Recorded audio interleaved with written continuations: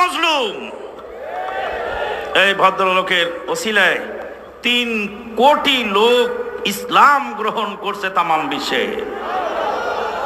3 কোটি অমুসলিম প্রায় ইসলাম গ্রহণ করেছে একজন ব্যক্তির একটি প্রচেষ্টায়। Not a matter of joke, miracle of miracles. বর্তমান পৃথিবীর আশ্চর্যের আশ্চর্য হলো ডক্টর জাকির নায়েক।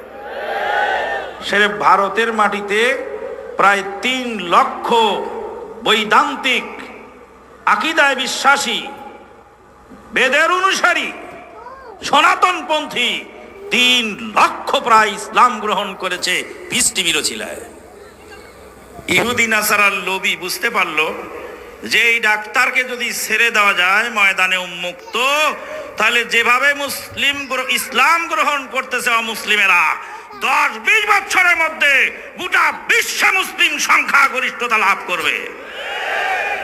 নারী ফলশ্রুতিতে এই হুজুরদেরকে দিয়ে এটা দমন করাবার চেষ্টা করা হলো।